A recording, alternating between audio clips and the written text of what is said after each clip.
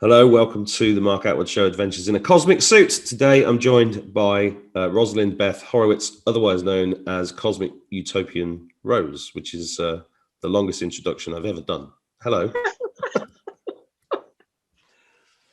That's actually not the longest. I've got to say things. It's a YouTube channel. I keep forgetting to say things like, look, I'm being censored everywhere. Videos are being taken down every day. There is a link in the description below this video, linktree/Mark Attwood Show. Go there and subscribe to my backup channel, my other channels, my Gab TV, all of that, because otherwise, and my new Telegram channel should be in there. And then if I, they're taking down poems for poetry, for violence, for inciting violence. My poetry is full of love and unity and harmony, and it's inciting violence. Goes against our community standards. So full-scale communism is here, and full scale. And so, Rose, you're in Israel, aren't you? Yes, I am. So it's really interesting for me that I'm being drawn to Israel so much, because this is like the third interview in Israel that I've done, and I connected with a guy in Israel yesterday who's doing some amazing work, and I think I don't know what it is, but I trust. Well, I do know what it is. I trust myself. I trust my intuition. It's, Q said Israel's being saved for last. I don't know if you saw the interview I did with. Nobody wants to listen to me when I say Israel is the last stand. And when I say Israel is the last stand, people say, what's so special about Israel? Well, that's a big story, isn't it? It is, but it's beyond explanation in the linear terms of how people can even possibly understand that any place, it's not making any place or peoples more special than any other ones on the planet. This is more about history, energy, and probably the part of the origination of some of the matriarchal controlling factors in the planet. And that old saying that cannot be denied, they save the best for last, don't they? Yeah. So I find it kind of funny, but not funny, haha, because I'm here, but I'm here for a reason. Well, were you born in New York, is that right? Yeah. So how long have you been there? I've been here since around 2002. Okay, so you got drawn there for... Yes, I was really drawn here, not just for a relationship that I was, at the time, but it was more something deeper inside of me. Of course, I have heritage, I'm connected, yes, in that sense. But I was drawn here and I was given messages. And when I came here, many events occurred that confirmed that to me, including a fortune teller that told me some 15 or 20 years before that I would be connected to someone with children or so, and all of that came true 10 years later or so. And I realized that those words were said. Other people do have gifts. And I said, there are authentic, a consciousness and a knowing, and they can really tap into your energetic field and your lineage and things like that. I believe nothing's impossible, Yeah, me too. But, so yeah, I have to go back. I'd have to rewind 1,000 lifetimes to go back to this, but I felt something inside that drew me to Israel. I needed to find what is real. And what is real is I am real. You are real. And everything else we've pretty much created, miscreated, and now we're trying to discreate and recreate. It's a whole process going on. But I felt something inside me, and I also I feel connected with Egypt too. And something inside me called me here to feel the energy here, to be with not just the people, but I imagine I had to be here energetically. And it was like thoughts in my head, like, go where all the cats are, where all the cats are. And and I come here and I really landed in it. I didn't go to highfalutin society surroundings. I went into average living space and style, and it really was quite an experience. But then going to that point of the cats, there were cats everywhere. I Mm. never saw so many cats. So many. And I thought, okay, and I'm close to Egypt. And then I ended up in Egypt later and I understood all that cat stuff. So it's Well, like the cat stuff, I want to talk about that for a minute, because I lived in Morocco for 4 years, and I never considered myself a cat man, right? And in Morocco, we have 5 cats. They just came out of nowhere. And then I moved to Ireland, and that was an energetic calling. I didn't know why I was here, and then everything went to shit when I got here, and I hated it here. And then, only recently have I realized what I'm here for. But there's a cat that just appeared and won't leave my side. It's amazing. So tell us a little bit about the cats, for anybody that doesn't know about the cats. Because well, the Egyptians revered them as gods, didn't they? yes, and I believe that's because they're, well, if we think about our star families, let's say, I'll tell you one thing before we even begin speaking, Mark. I can only speak from my own truest, highest self and consciousness. If there's information, I'm not one who's going to do a lot of, and I have done plenty of research like everyone else, seeing stuff, but as far as information that comes, it's just coming from my source, connected to source self. Yeah. And the cats thing, I feel that they're very highly evolved. In fact, according to the level that we have been limited to evolve to on the planet, animals are more evolved than we are as far as their senses go. Cats in particular remind me of Lyra. The star system Lyra is cat beings, feline. So to me, I imagine that there's some lineage that's connected to Lyra, and the feline. So everything is connected in some lattice of us to source in all its different spatial areas or systems. So I imagine cats have they're like magical beings, and they have these ultra senses. So they're so quiet. If you look at a cat and their ways and their demeanors, and they know exactly who they are. Yeah, I'm looking at one now. They know exactly who they are, and they get to know exactly who you are. They're quiet. They watch everything. They're better watchers and listeners than most of us are. Yeah, that's what she's doing now at the window. And they sense us. They'll sense you and I. They'll sense our energy. They'll sense if there's danger around you. They'll sense anything around you, And, that's pretty amazing. But I think they're just star beings in another meat suit. Yeah. Yeah, I think we're surrounded by star beings, and some of you can see, some you can't. And yeah, they're all star beings as well. yeah. And so if this special being came to be by your side, there's obviously some reason. Yeah, I'm seeing this golden orb on your side. Yeah, it's a lamp. Yes, I know. But that's another thing. It's just a lamp, you see. Now, for me, I'm in my salon and I have this light here. And it's not really look like that at all, the light, but I have messages coming through there all the time. So wherever there's energy flowing, there can be messages coming through that energy. That's why I keep the lamp on, because it does do interesting things in my videos. Yes, and the same happens with me as well. And usually it's in a conversation. If something gets very interesting, it'll just go wah wah wah. Yeah. I've had conversations where I'd like ask a question. I say, "Can you please just say, one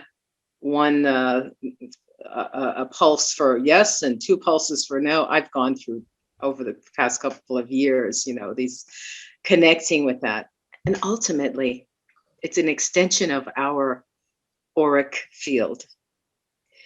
It's an extension of our energy and our auric field connecting to that and connecting to everything around us, which makes things around us start to pulsate in harmony with with our vibration. It's so funny. I wrote this thing recently. Aura is as aura does. So if you get around someone and it's that specific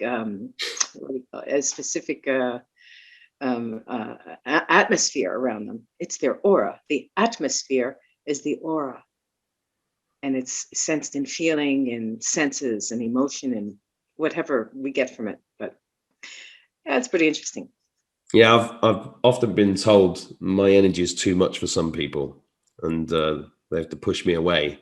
And I did talks on the law of attraction and things like that years ago in London and Marrakesh and places like that.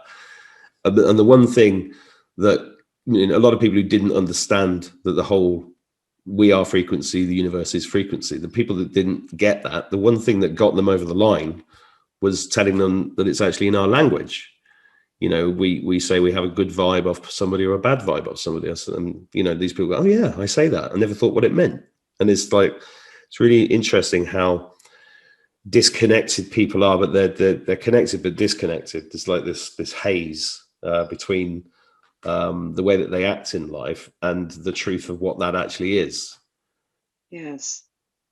That interspatial space that is the definitive, I'll say it's just a definitive space between different levels of frequency, because there's no right or wrong or better or less or worse. It's just different.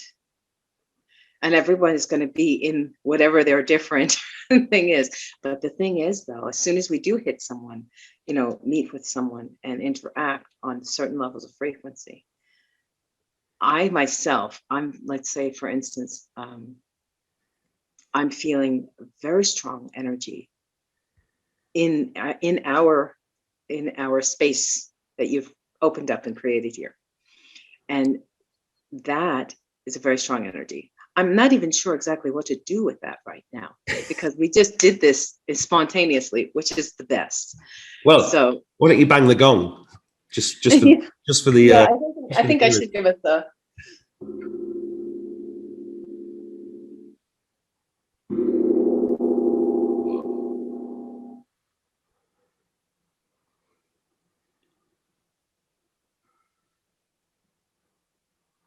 Can't hear anything now. Really? Yeah. That's Zoom for you. Yeah, that is Zoom. Doesn't like certain frequencies. Can you hear that? Yeah. That's Zoom. That's why it's a little difficult, but we'll put up with it. That's another thing I'm trying to figure out. When two of us are open mics on Zoom, because I also have a pro Zoom platform, and I ran into the same thing. If two, because I'm a singer, songwriter, poet, all that stuff. When two people, and I thought maybe collaborating and doing some music and, but as soon as two people start, it cuts out the other one. And I thought Zoom might be listening to us and elevate their game a little bit because there was other programs coming out, Well, so I think that they're designed deliberately. I mean, I used Skype for years before Zoom, and it was rubbish, and it never got any better. And it was Microsoft, and there's a reason for that. Oh, yes. Oh, well, you just said it right there. That's why we get in trouble. That's why.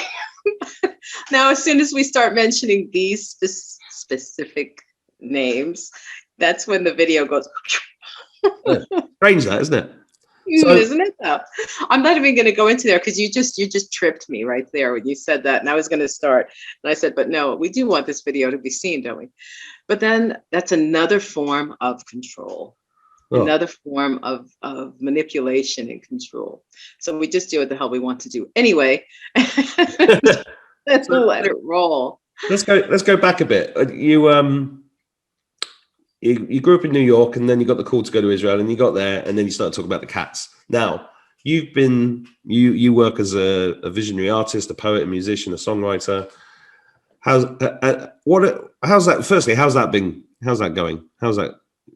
I've done that most of my life. I just figured that I've been doing that since came out of the womb. I've been singing. I knew I had messages and information come through me when I incarnated here. And then I found out that I not only incarnated here, I actually incarnated here. Did I say that? Yeah, Yeah. just like that. Yeah. Because I was taken up at a very, very young age and to the sky, to the sky, to the star system, to the everythingness.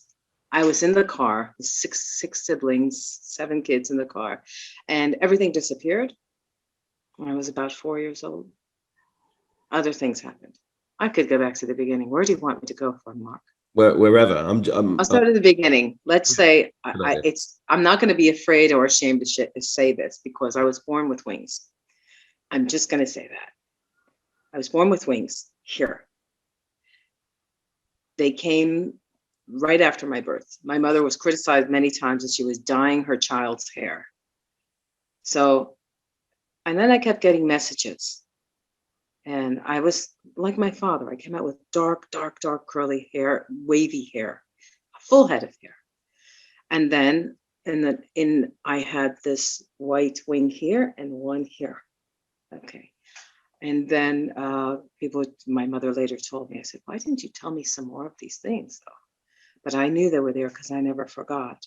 And then one day came, well, I guess I was by 2, 3, by the time I can't even tell the difference of when I was coherent of language because I was always getting messages. So I know I was very young, but I feel like I could speak this earth language from the time I was very young because I understood what was coming through. Mm-hmm. And they said, and then they disappeared. They disappeared after a couple of years. Okay.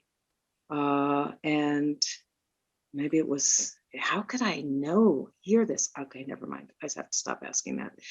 They said, silly, you can't wear them out. That's what I heard. It's like, you can't wear them out.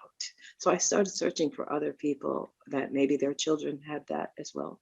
And I think I met one other woman through someone I had been dating at the time.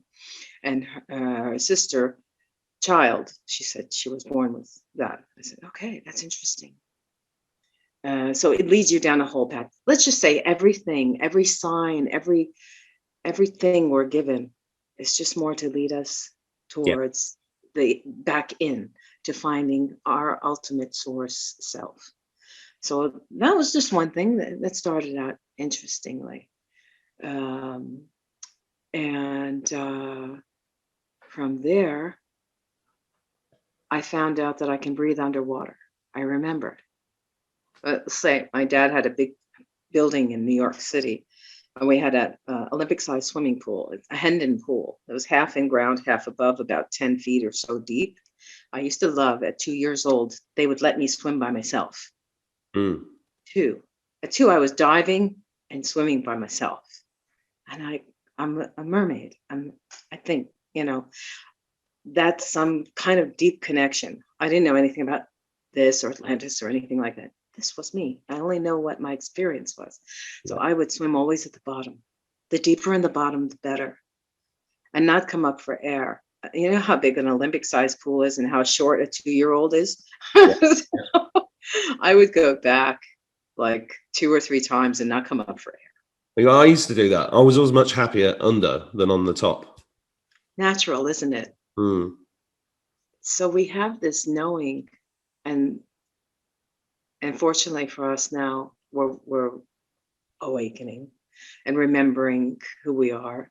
And it's so exciting, That's why people have a tough time with your energy. I tend to go all over the place because I'm running that fast and language fails me even more and more as I go. All the time with me. Yeah. So I'll try and pull myself into this instead of wanting to fly away. But yeah, what happened was a terrible thing happened. Someone was there one time, and tried to hold me under the water. It was just myself and this other being. I won't mention anything because, I'm not trying to include any of my family members or anything in anything stories that I must share. So I was being held under the water, but whether it was by mistake or not, it was a little too long. And this little girl could not breathe anymore down there like that. And not because of that, but because I was struggling to get free. When I got free, I came up to the surface and gave them such a glare of look of why would you do something like that? So, and I was swimming. It was after that, it's just another thing that pushed me even further to hold my breath under the water, how long I could. It was always like that. And plus, if you're a poet, a singer, or someone who uses their oration and air, it's very important. So then I learned as I was swimming under the water, I stayed under and I never wanted to come up really. And I realized that I had an inner circulating system and I felt it. And I was like, as soon as I realized that, I'm like, I'm breathing under the water. It was like I felt the whole, and then later on, in years later, I thought maybe this was skills. Maybe this was these wings that I told you that I was born with. I thought to myself, well, maybe that was also, wow. And I just blew myself away completely. I said, okay, so it's like fish. And that's another thing. At 7 years old, I used to go fishing with my dad in Florida off the pier, England's fishing pier in Fort Lauderdale.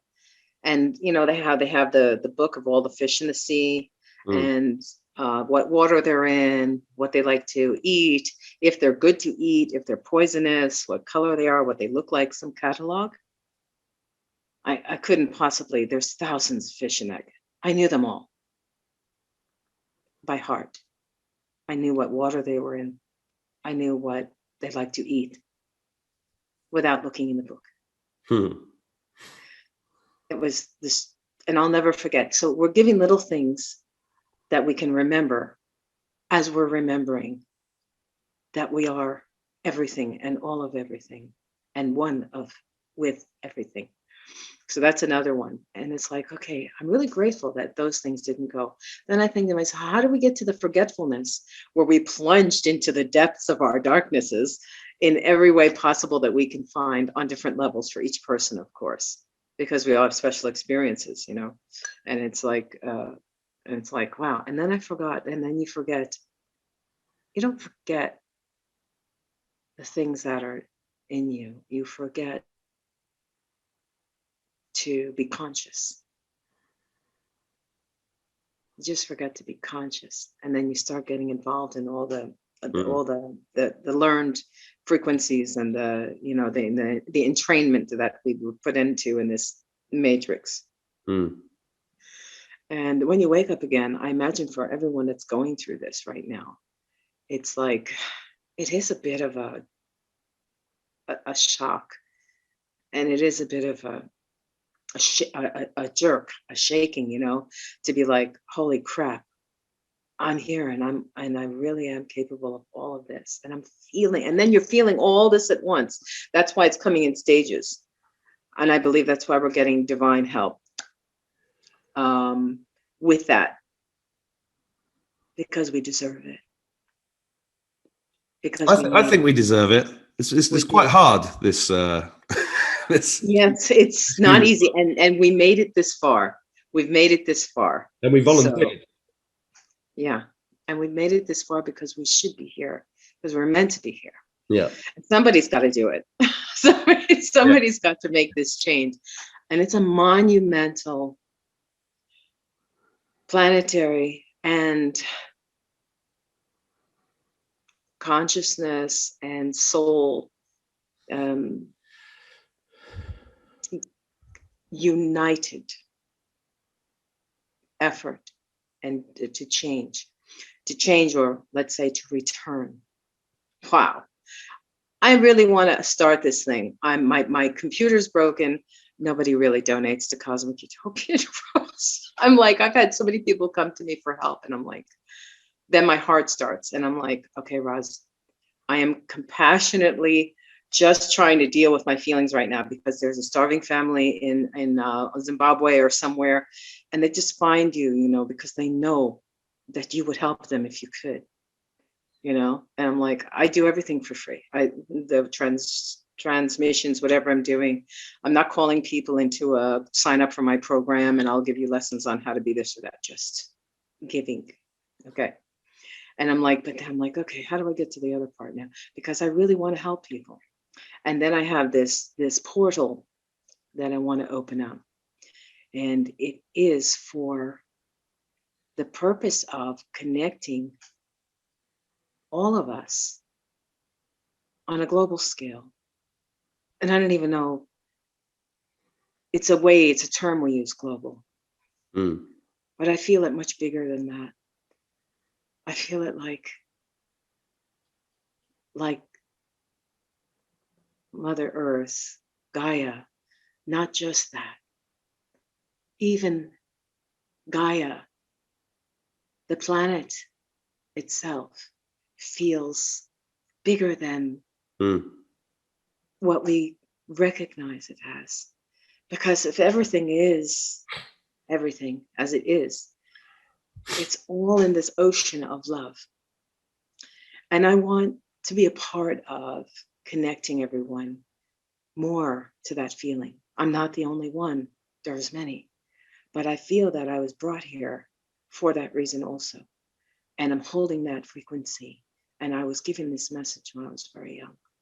And they told me that this apparatus here, this beautiful tool, is the heart, and it's the key.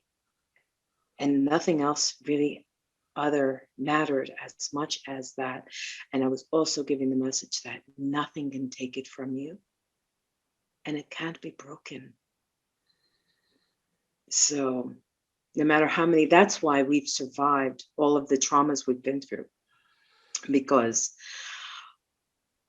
you can't hurt this. This is actually a very divine gift and part of our connection to divinity.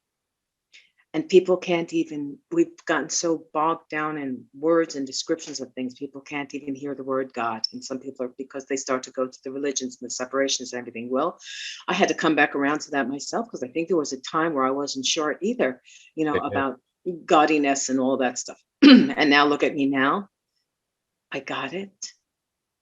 The way to express it, knowing that this love has always been there, no matter what situations I've been through, to hold me in that resonance and to bring me always back to that shore. And it's something you can almost just cry, and just in feeling that, it's really overwhelming and overwhelming. But I received it as, and I've written many things about it. I'm very grateful for those who are actually going into Cosmic Utopian Rose and seeing not just the pictures. It's a long story, cosmically connected. I've had other experiences. We might have to have a few talks. I don't know. But just going back to the God thing, because people got afraid of saying that. And they're like, oh, don't come near me if you're going to start that. And don't come into my group if you're going to talk about anything in your posts. We're censoring it. Let me tell you something. Wow, we're going to go there. I'm going to go there. We're censoring. We're freaking censoring each other right now. Oh, I know. Come on. I'm like, is this our light community? And everybody's going on about, I'm like, okay, now I have to completely, I feel at a point where I have to slow down and almost reverse myself a bit in the warp speed that I am processing things at on a consciousness level. And then we also have to keep telling ourselves it's okay, and don't be ashamed to say what you feel and do, and don't hold back anymore. If it's coming, it needs to, Yeah. So people are still, even in the higher, what is perceived as the higher levels of achievement and popularity in the spiritual community, if you will. We're all the same people still, and they're still holding on to things. And I'm not saying there's anything wrong with that. Some are trying to build a new money system, and they're all in that. Okay, and some are trying to build locked in communities, and to make that, this is this, and find the protection, and build something that can be supportive in the way where they feel like, you won't have to worry about other negative encroachments on that energetic field. I completely get that as well. And then there's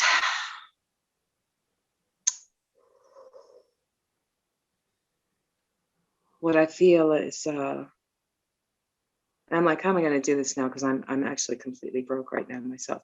And if I have to think in those terms, but I'm the richest woman I know.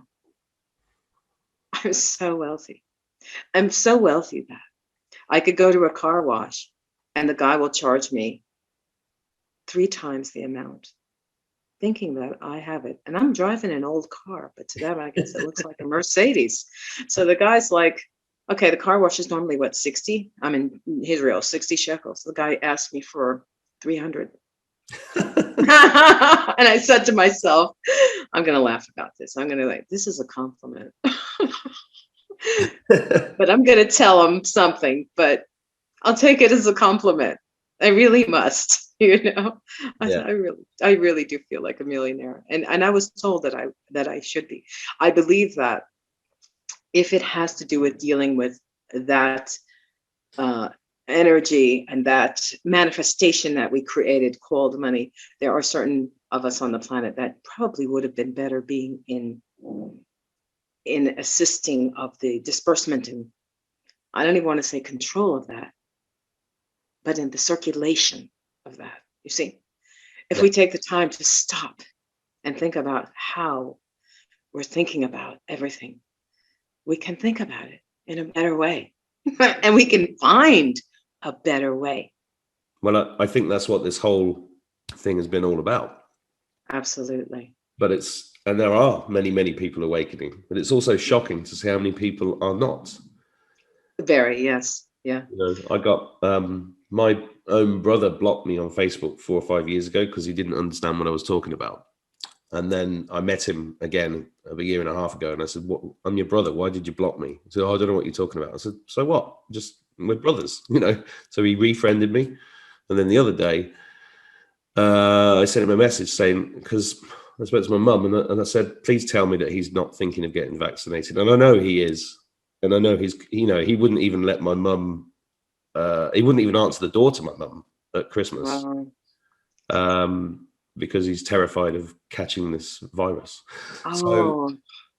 So I sent him a message the other day on Facebook, like 3 days ago, and he hasn't replied to me. I said, just read an article, just read one article of a virologist saying this is nonsense, please. And he hasn't even replied. And it's like, I think a lot of this is about letting go. Everything's been about letting go for me. Yeah. I mean, being willing to let go of everyone and everything, which is, that was the question I got asked. Are you willing to let go of everyone and everything? And obviously I resisted it for quite a while. And then I describe it as like God slapped me around the face with a giant fish a number of times and then bashed me on the head until I finally got it. and now there is no censorship in my life. It doesn't exist. I'll just speak whatever comes. Yes. Brilliant. Yeah, which has lost me tons of friends, which is fine because it's also gained me loads of incredible people. And all of the people that I've connected to just through doing YouTube, at the very least, are just like friends I'd forgotten or I didn't, or, it's like being reacquainted with people. Yeah. That's exactly what it is. That's wonderful. It is wonderful, isn't it? It's like, it is. Because I, as a kid, I never saw sex, race, religion, sexuality. I didn't understand anybody that I just didn't get it. People that said, "Oh, I don't like them because of this." I was like, why not? Well, oh, because they're this. Living in Ireland, Catholic, Protestant, it's just nonsense, right? Never understood it. I just never had a racist bone in my body, just didn't get it. And I felt like such an alien. existing like that, especially when I went into the military. Because the things they used to say in the military, in the bar about when you get around that, yeah. Oh, and that's deliberately done so that they get whipped up into enough of a state of hatred that they don't feel bad dropping the bombs. Yeah. And I couldn't. That's why I had to leave. I couldn't. My soul knew that I had to experience it, and then I had to get out of it. Yes. Everybody thought I was insane leaving it because it was such a achievement to get in the way I did. But I knew I had to go, and then the poetry started flowing out again.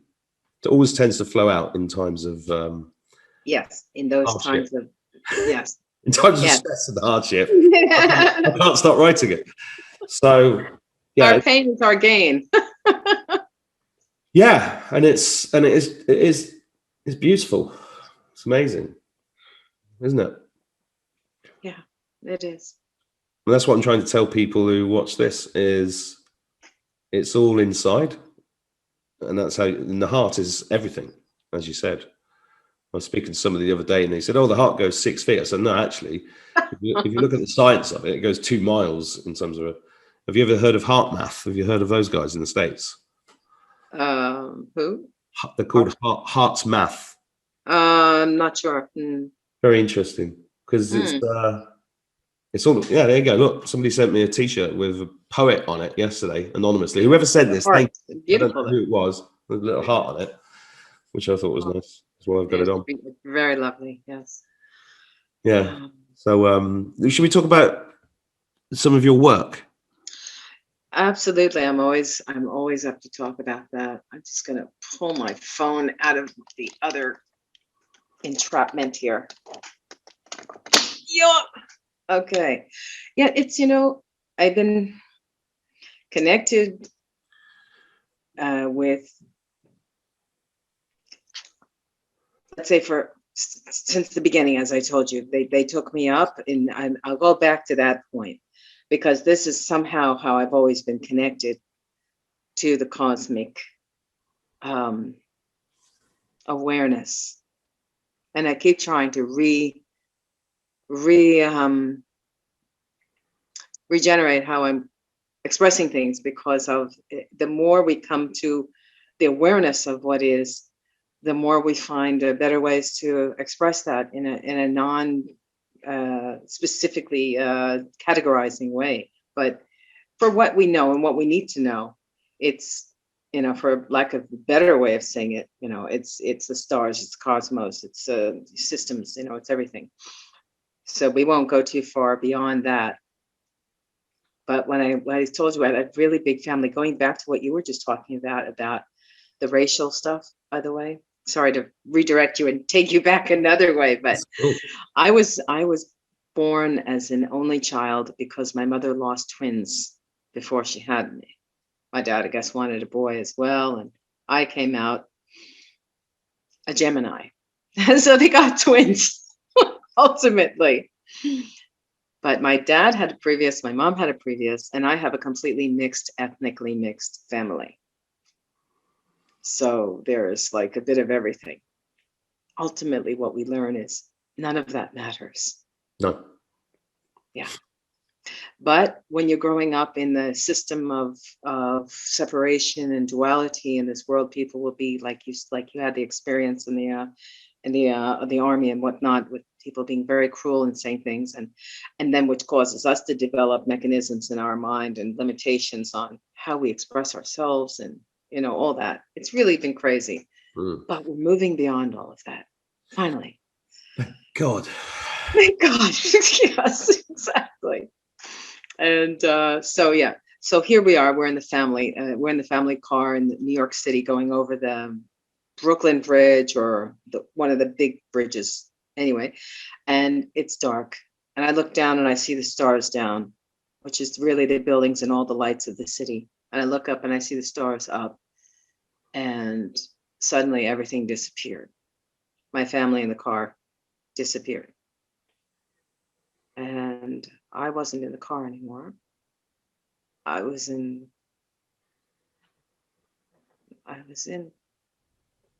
the presence and the energetic presence of, it's like God space. People call it star family. I can just close my eyes and I know it's a part of me. I think we all get to that stage where we'll just close our eyes and we just, even if we don't close our eyes, we just get to that heart space and we know that no matter where we are, we're safe. No matter where we are, we're okay. And that everything that is and everything that isn't is part of us. So what's to be afraid of? Whatever we're having, even if we're having human experiences of, let's say I'm having my fullness here of all of that, and it can be actually distracting from your level of balance and trajectory and focus on the fact that keep reminding yourself that yes, we're still in this transitional period, and I am still complying to many things because it's connected to others who are depending on that because of their existence and you're connected to that. So we have to play in both fields. Yeah. Or in many fields of frequency. What does that do? That makes us grow even more. It makes us even more multidimensional. It increases our abilities for compassion.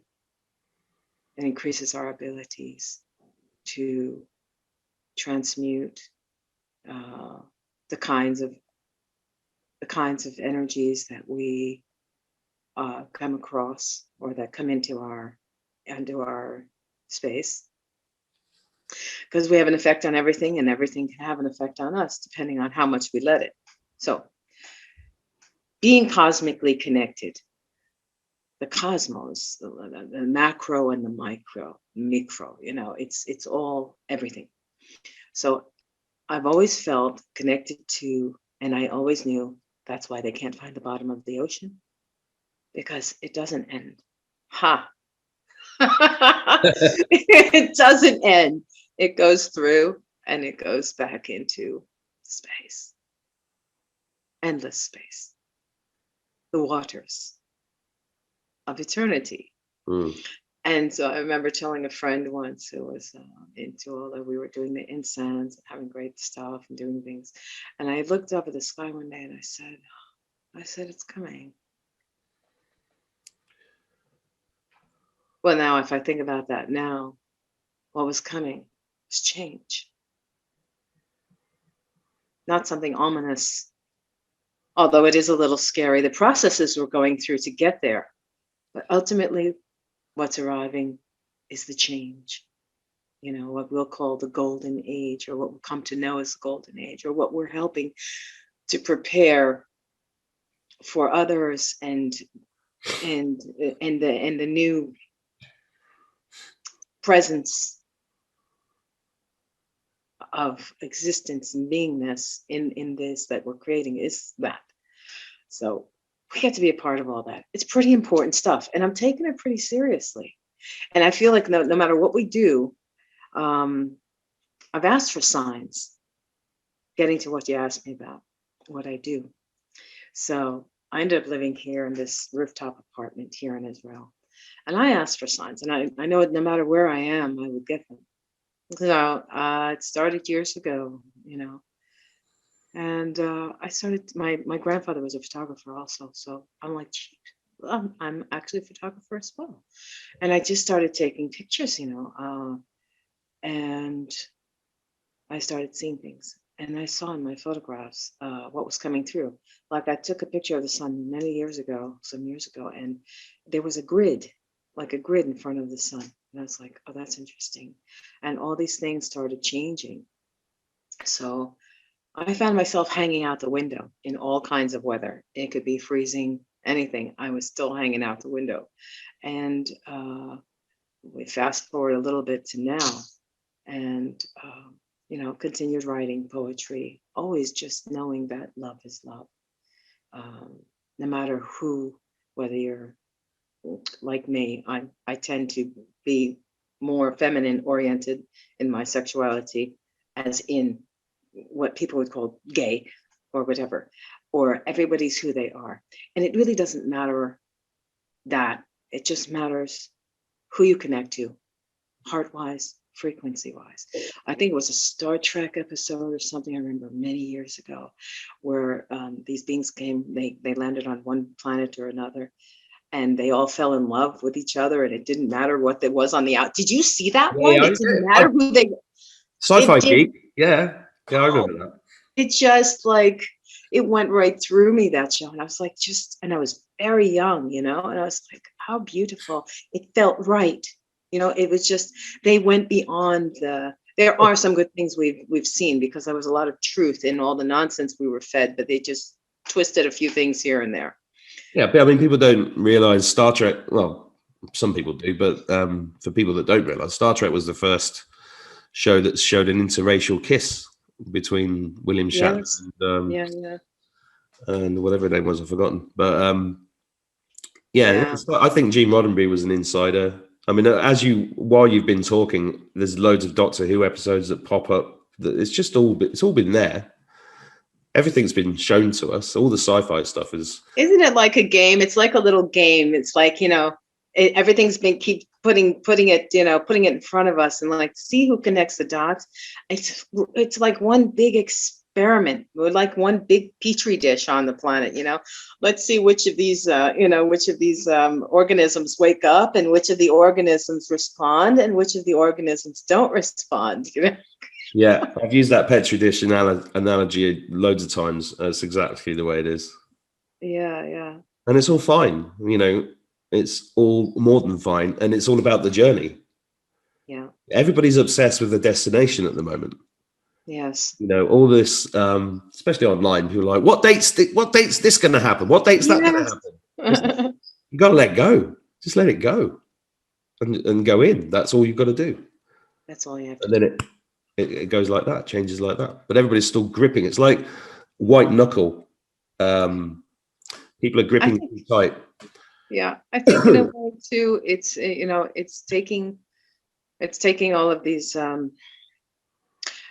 redirecting our attention to things that are more cosmically related, as far as, and when I say cosmically, I mean that in an energetic sense that calms us, because you feel, even the word cosmic, it has a sense of nothingness and expansion beyond comprehension that leaves you in a space where there is nothing to worry about. So what I mean that the people's redirected toward, let's say the moon event that's coming up, and the eclipse that's coming up, and then actually what's happening there is they're looking at the sky.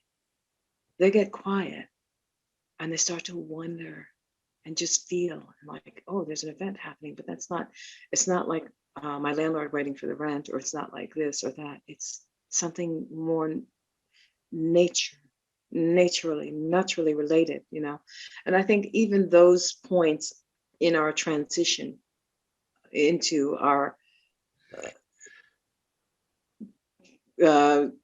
ultimate unity of oneness is a good thing. Yeah.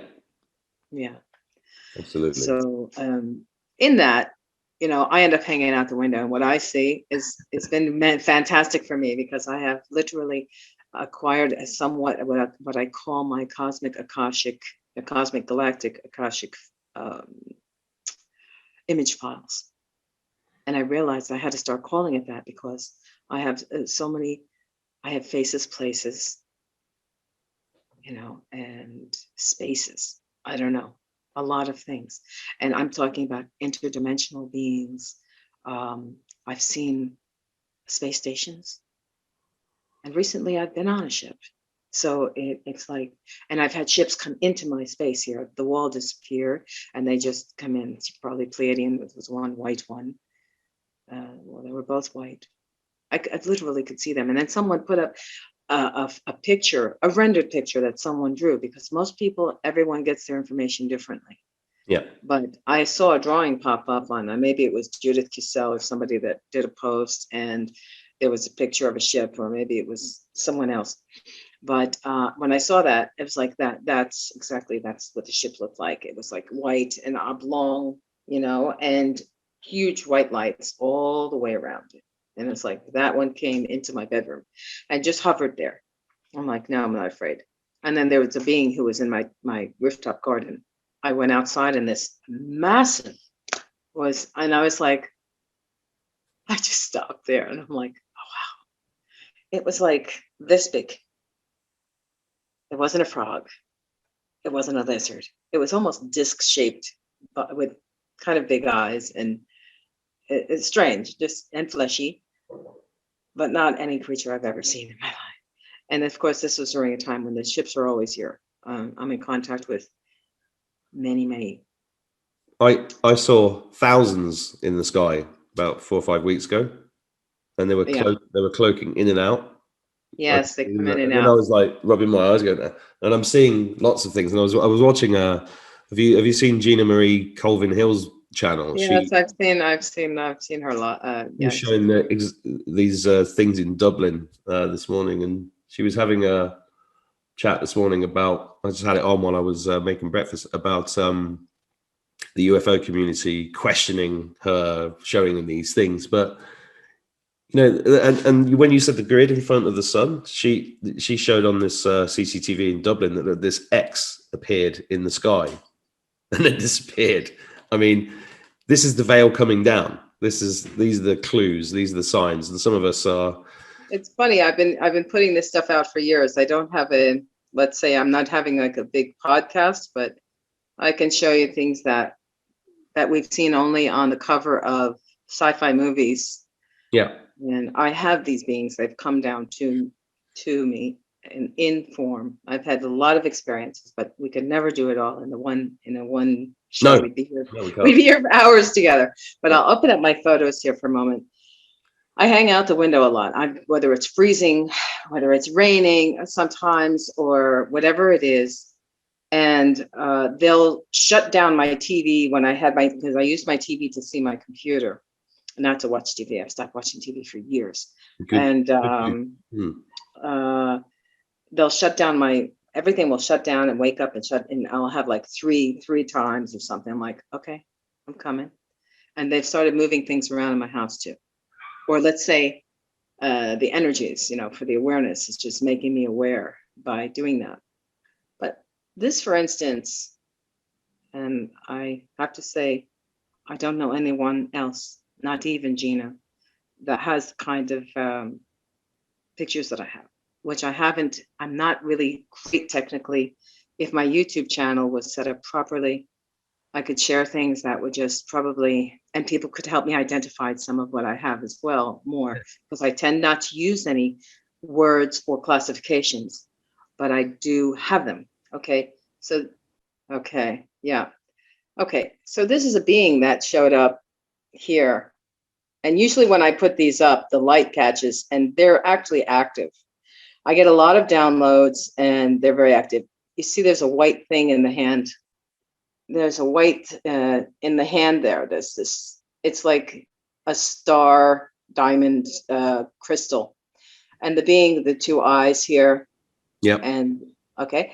And then this is also, it came from here. It was when this system was here. It's in the middle. This being here is right there. I just enlarged it.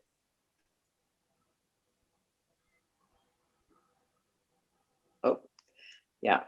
So in there, that being is right in the center of that. That was in the sky. That's just one. I have to have a better way of doing this. I get things from the sun and also from the sun, from the ships. They're giving me like 30 images per second. I can be out there for a minute. So that image you showed of what was that, the sun that you were photographing? No, the ships are always here. They're here regularly. I think I have some kind of Cosmic Galactic ambassadorship and commission to receive this information. Like I said, every time I speak to you about something, it makes me have to go back to another thing. Why I'm here in Israel. how wherever we are on the planet, each and every one of us, we're there for a specific reason at a specific point in time, Yeah. or for whatever reason, to receive or send signals, or things that we carry, or things that we're receiving, to interact in the weaving of everything. So everything matters. I was meant to be here. When I came here, I went to take Hebrew lessons, like a 3 month course. And I only got to Aleph Bet. It's A, B, the first level, second level, A, B, C, maybe B and a half. My teacher was a little bit aggressive, so she pushed us onto the next level. What happened was, in the middle of the class disappeared. Again, the class disappeared. And I looked at the board.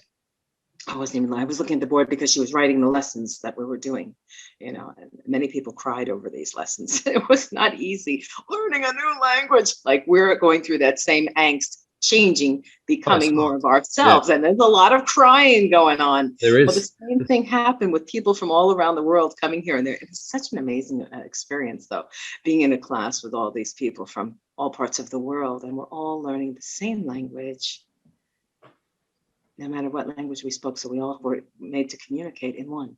It didn't matter that it's Hebrew or anything else, just that we were communicating in one. Everything I look back on, it's like, it all makes so much sense, Yeah.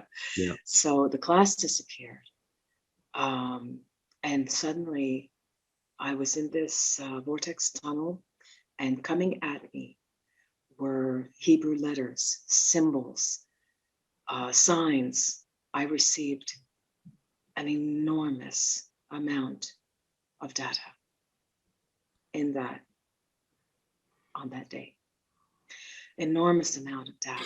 I don't know how long I was gone, but the class was gone, and I was receiving just streaming amounts of data were being installed in me. Okay.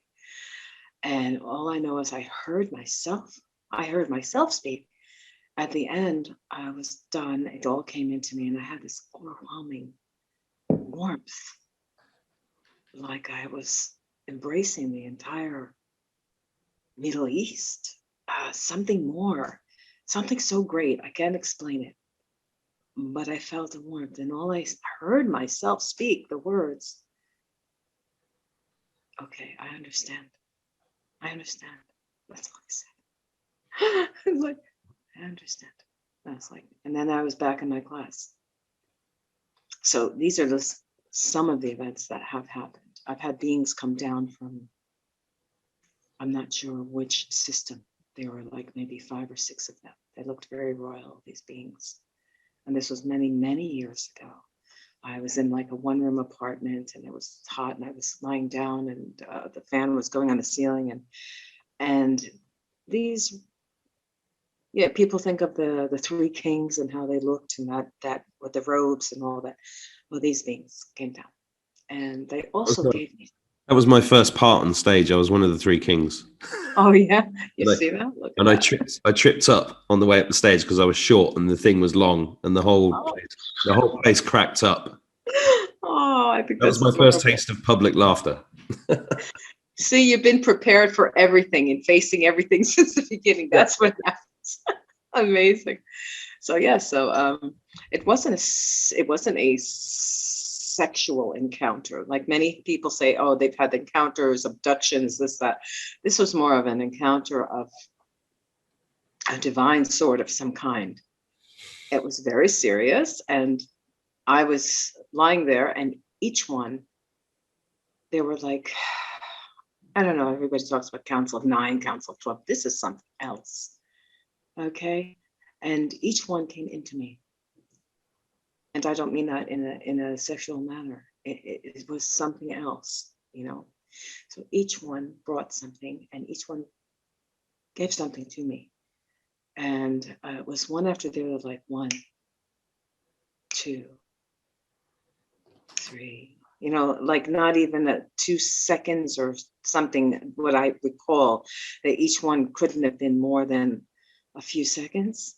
A second is a long time. 1, 1,000, 2, 1,000, 3, 1,000. not more than maybe 2 seconds or something, which can be an eternity in the perception of timelessness. Yeah. But whatever the other informations I had, and then this occurrence that had happened many, many years ago, not mentioning another encounter I've had, wow, I've really been traveling a lot. Okay, so yeah, so that happened, and that was it. So they all, and I felt like they each gave me some kind of acknowledgement, a gift, or something very special happened there. That's all I know. So then you get to the point where you say, okay, we're carrying all of this knowledge. We're time travelers. We're traveling in the time of our own space, but the space that is the space of the one. But we still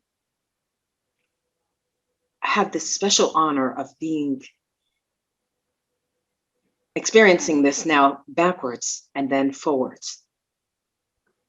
The forgettingness and then reawakening, which gives us a chance to actually experience that for the ultimate of what we call God, the experience, the emanations of that in so many ways, just as there are millions of countless just variations of everything in life forms and everything else, which we probably experienced all of those too.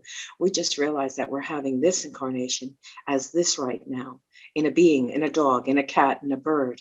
Oh my, I'm just overjoyed with the magnificence of all of it. And once we realize that, how we're connected to all of that, then it's hard to be even mean to a fly. Yeah. And we're getting closer and closer to that. And some people say, okay, I'm loving everything, but I'm still going to squish that spider because it could bite me and kill me. All right. So there's all levels of everything. And maybe that moment, it was that spider's time to go. So you did that, and then that was supposed to be that. There's no, you can't comprehend every little dot, but you can be there to connect the dots that connect you to you, So that was like amazing. So anyway, I'm going through the unfolding of all that. So all of these things come in. I receive all these transmissions, and I won't share anything that's not mine. That's the other thing.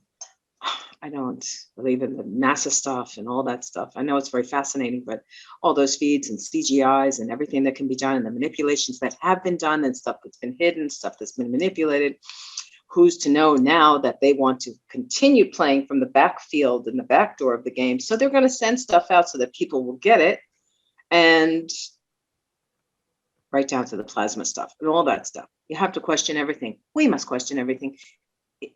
If I did it myself, I can say this, I captured myself. No, my windows aren't closed.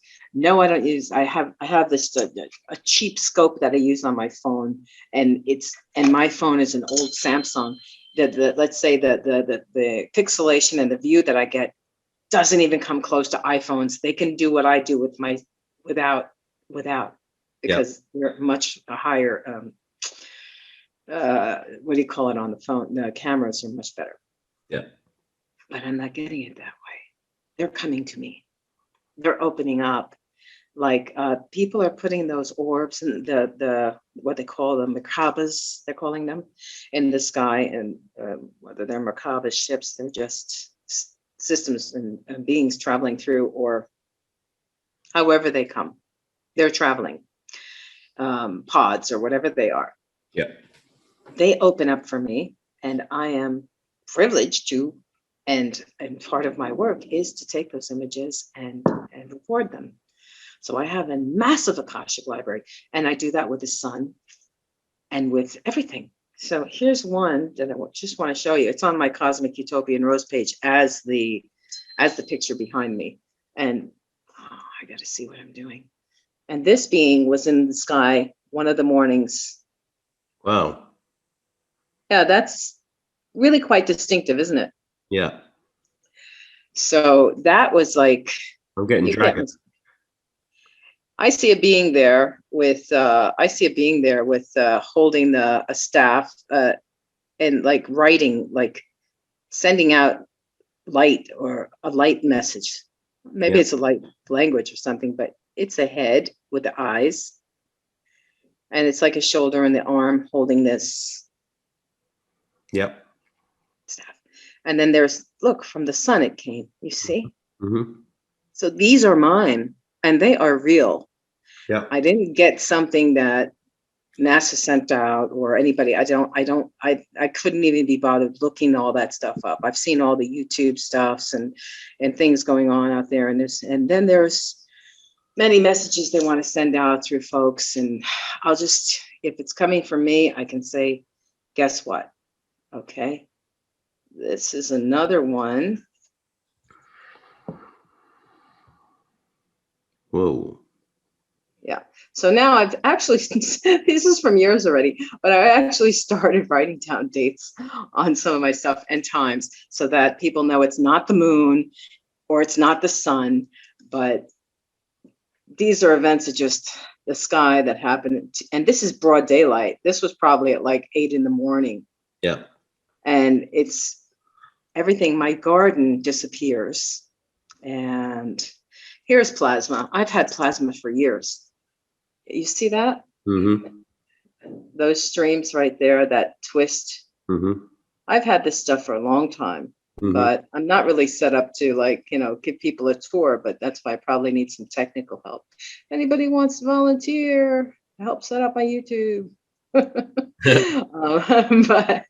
yeah, I can't do everything. It's hard to get myself cut into so many areas, but yeah, there's a lot. I have so much to share. It would just like blow you away. You put a lot of this stuff up on your Facebook page, right?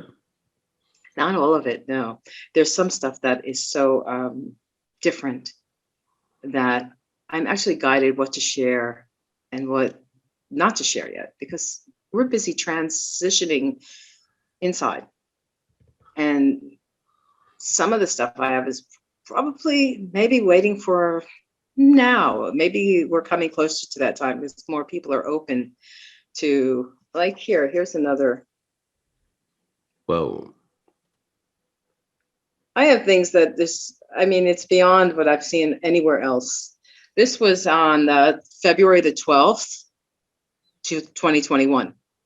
This was at 7:55 a.m.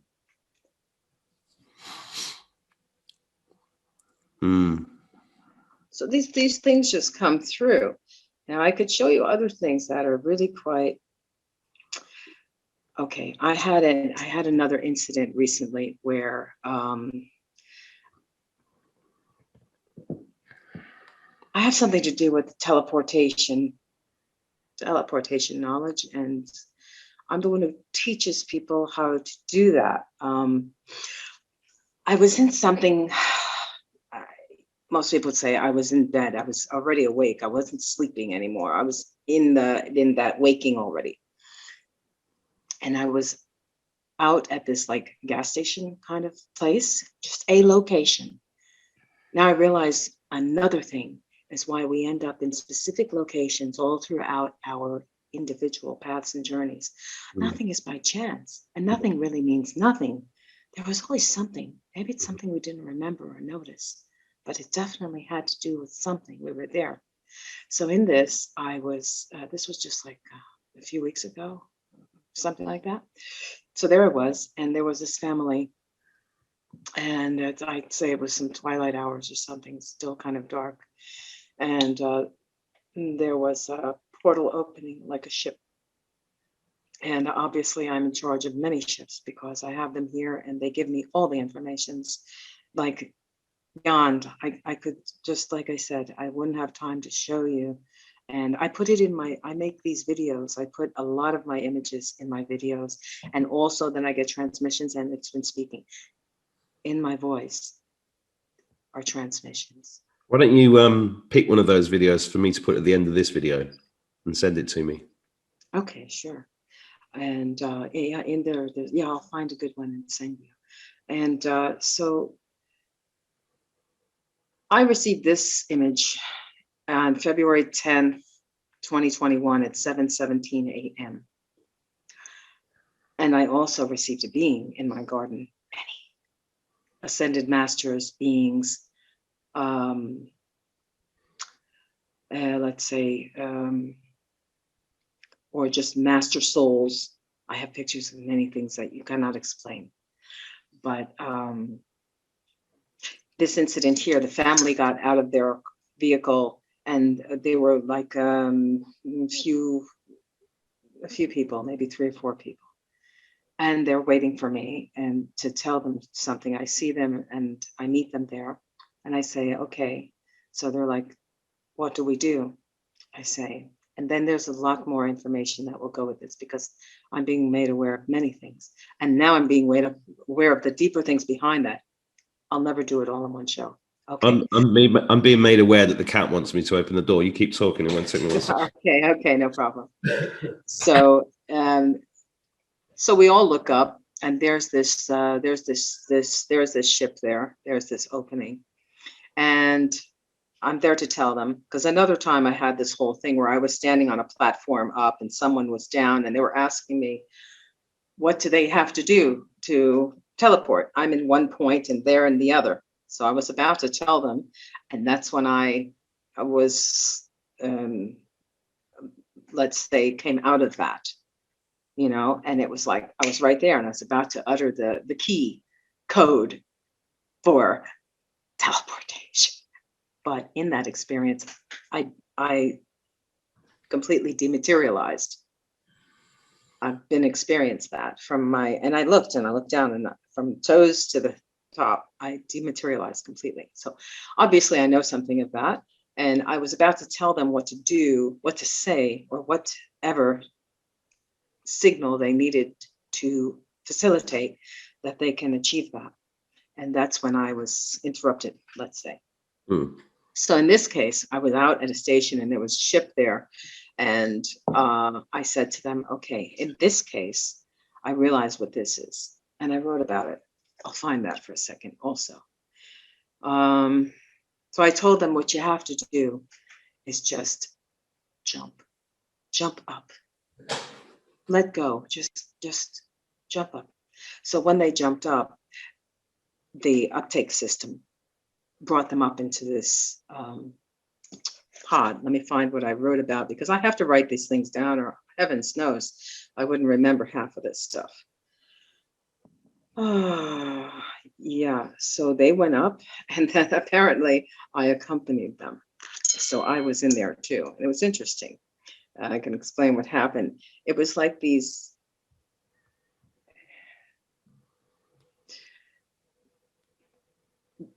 beds, just so that when they came up, they had to be readjusted, acclimated. That's it. I have something to do with also the acclimatization.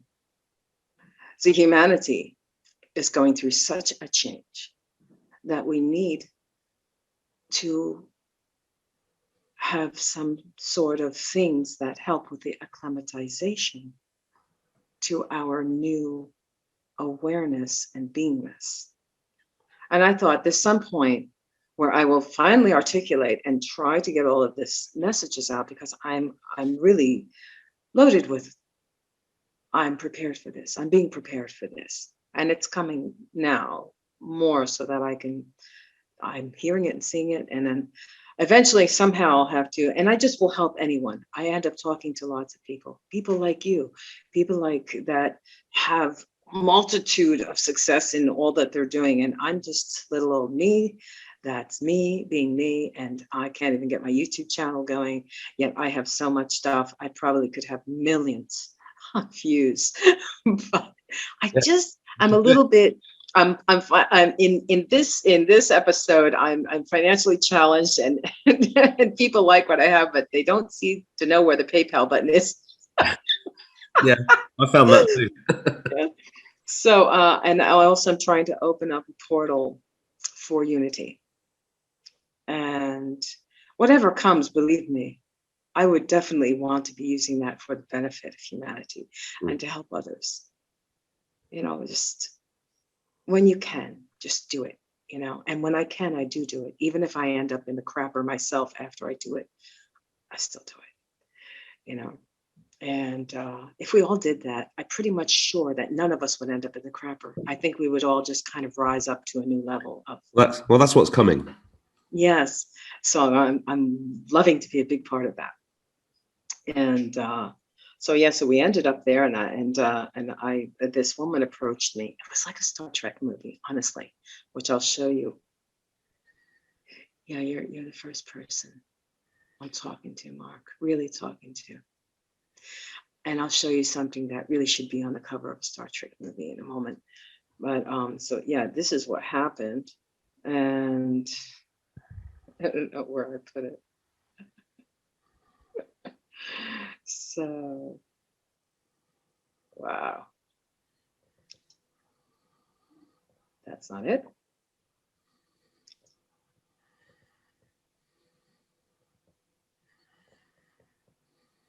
Yeah. Okay. So here it is. Something I wrote up. So we were in these like acclimatization chamber, and I'll read what I wrote because I explain it a little bit better here. So I said, "Greetings, beloveds. Always sending out waves of love and compassion." And I'm going to give that now because we are sending you waves of love and compassion, energetic healing, support, as well as my deepest gratitude. Tremendous task each one of us has taken on to have reached this very now moment of our arrival to the breaking of the dawn of ages. We shall come to know as the golden age of peace and love. I feel it's appropriate at this coordinate of our ascension process and in my personal continual expansion and elevation. I lose myself. It's very emotional because we are really going through this, you know. And reinstatement, what's happening, I feel like I'm having a reinstatement or the reactivating of my original soul source crystalline core, which is what's happening for all of us.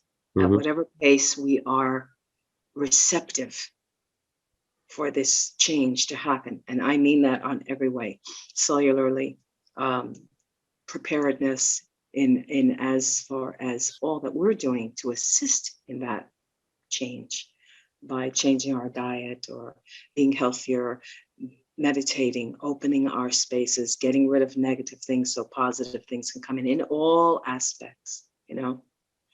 So and it's like the reinstatement of our pure true selves, reactivating the original soul source crystalline core nodes, the pathways of our internal structure of intelligence that connects us directly to the infinite divine creator source.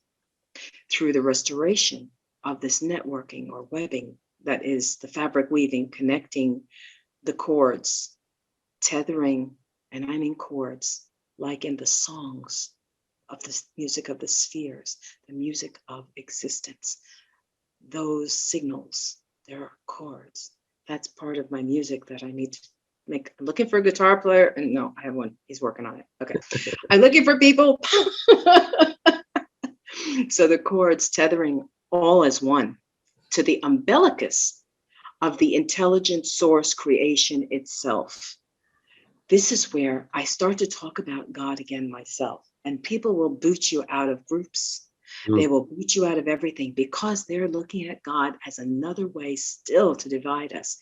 Because people only think of it as the churches, they think of it as the religions, but really, from my source of knowing, I wrote a lot about these things. And I have it and I deliver it as God, G-O-D, the grand order of design. It's an intelligence. It is love. And it's not a he or she. It's everything. But it is the source of the song that has sung existence into existence. I'm a bit of an oracle. And it just comes when it comes. And I was told also when I was young that whenever I should, the words would just come, never to worry. And we should all take that good advice. Don't worry, just let it come, as do you, Mark. You said it yourself, you don't worry anymore, you just speak.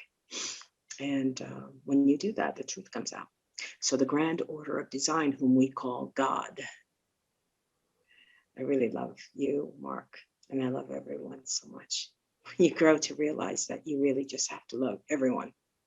So on that harmonic note, I digress. Share a little bit more about my cosmic, galactic, and planetary work.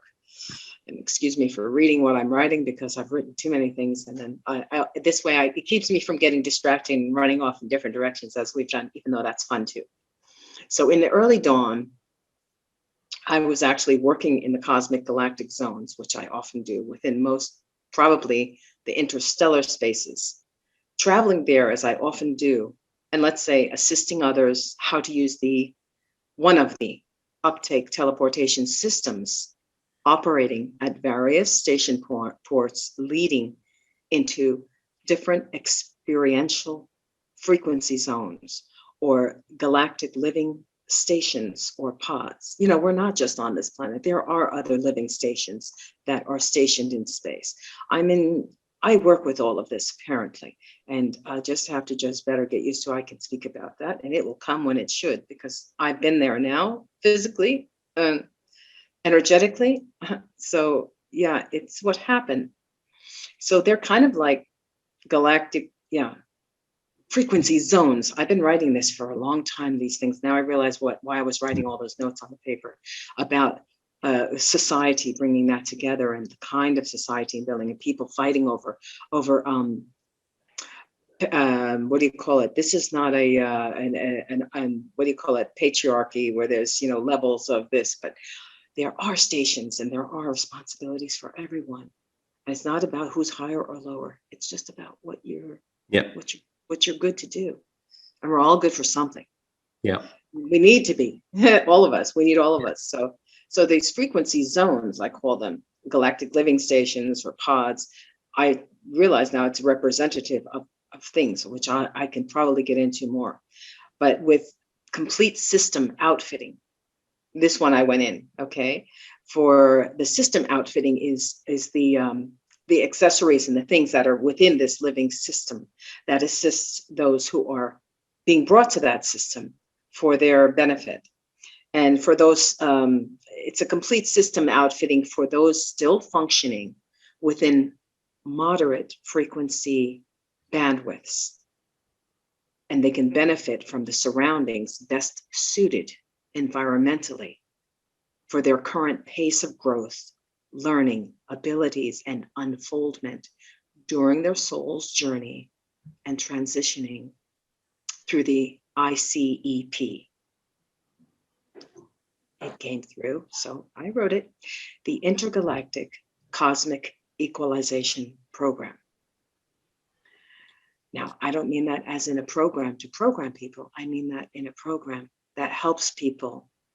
So for assisting adjustments during the evolutionary expansion and restoration period, while in a supportive environment that further acclimates their reawakening as sentient star light beings, as multidimensional humans. For optimal and most beautiful experience, all of this requires higher awareness, acceptance, and self-love, while going through these changes on every level, responsibly, mentally, physically, transmutation of cellular memories, cognitively, responsively, emotionally, and consciously, learning how it is. And this is what we're learning now. When you were saying it's so hard, it is. And learning how it is to feel and be in our highest presence and awareness to be present in every now moment of our divine beingness. It's a lot. It's overwhelming, and never underwhelming. It's always more than we can imagine. Yeah. So that's why it's taking us time to acclimate to that. I carry these energies that seem to calm people. Or when people come to me, they just know, they ask me. I don't have sessions. I don't do this. I guess I could, but I've never asked anybody for anything. But if someone's there and I show up, it's usually for a good reason. And you can be sure, if you're interviewing someone or you show up and meet someone, it's usually for a good reason, for both sides, or it's something that you were there to assist with, or vice versa. So we have to get used to that. We're becoming used to that, our presence, our own awareness, and being present in every moment, and of our being okay with our divinity and our divine beingness of God's creation as eternal, sovereign, free creators ourselves, the agents, agent, agents of love, agents. We're moving around like agents, agents as in particles, we're agents of love, living as love within the law of one, the law of love. We are conduits because we can do it. We can do it. And we can do it. So we're doing it.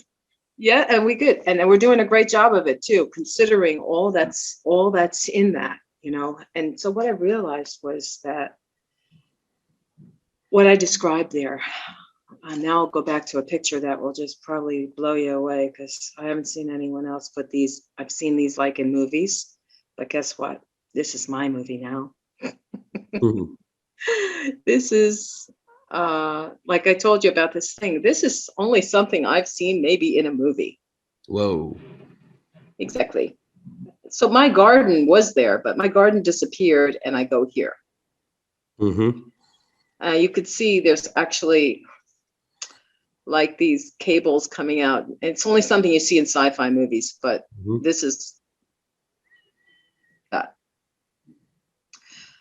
And it's a first viewing on you because I have not posted this picture. Interesting, isn't it? Yeah.